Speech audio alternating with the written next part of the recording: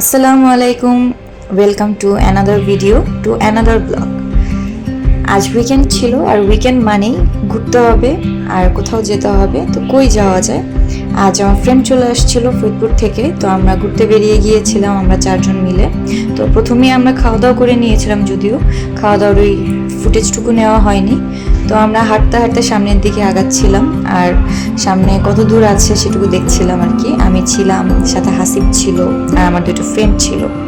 তো টুকিটাকি video footage নেওয়া হচ্ছিল, সামনের দিকে আগাচ্ছিলাম। এই জায়গাটার নাম হচ্ছে বটতলা দিয়াবাড়ি, কেউ পুরান দিয়াবাড়ি হিসাবেও চিনে।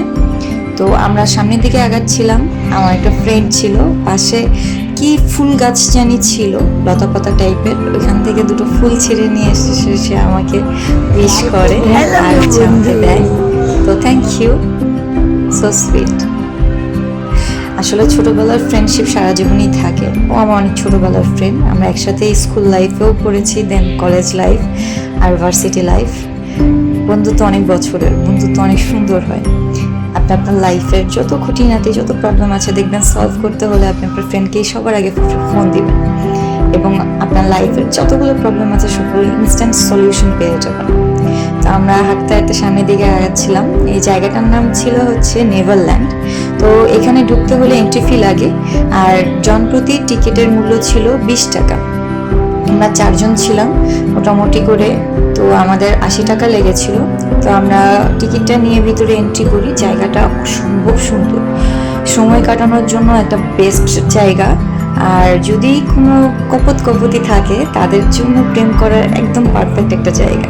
ইভেন ফ্রেন্ড সার্কেল নিয়েও আড্ডা মারার জন্য একটা পারফেক্ট জায়গা। যদিও ঢাকার ভেতরে এরকম প্লেস খুব কমই পাওয়া যায়। আমরা যে শহরে থাকি, এই শহর এতটাই জনবহুল যে আপনি আপনার নিজের জন্য কোনো সময় পাবেন না, কোনো জায়গা পাবেন না যেখানে গিয়ে আপনি আপনার সময়টা কাটাবেন, একটু নিরিবিলি পরিবেশে গিয়ে বসবেন, নিজের যত দুঃখ অশান্তি আছে সবগুলোকে রিমাইন্ড করবেন, আর আপনি আপনার প্রবলেমের সলিউশন পেয়ে যাবেন। তো আর দেরি না করি, আমরা সামনের দিকে আগাচ্ছিলাম আর কি। আমি হাসিব একটু খুঁটিনাটি খুনসুটি করছিলাম, বেশ মজার, একটু ভাব নিচ্ছিলাম। এই তো আমাকে দুলাভাই মানুষ, তিনি একটু ফাইজলামি না করলে হয় আর কি।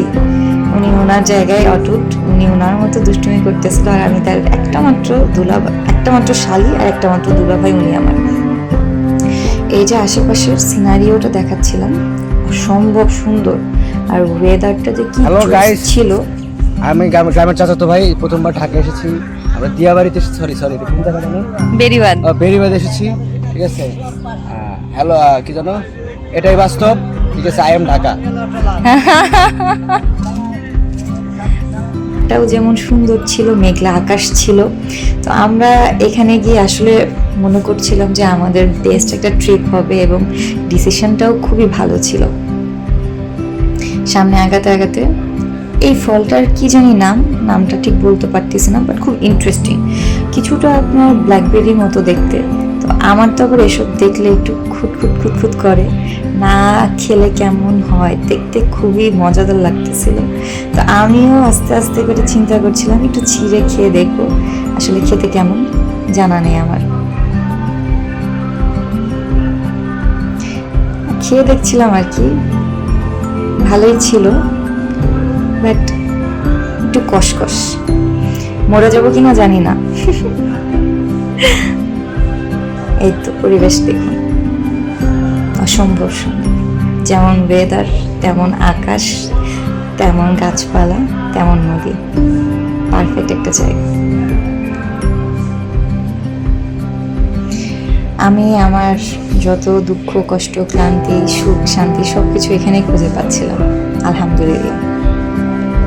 আসুন আমরা একটু অনুভব করি, একটু সময়টা উপভোগ করি।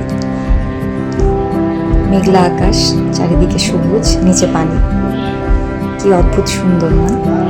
আল্লাহর সৃষ্টি অনেক সুন্দর।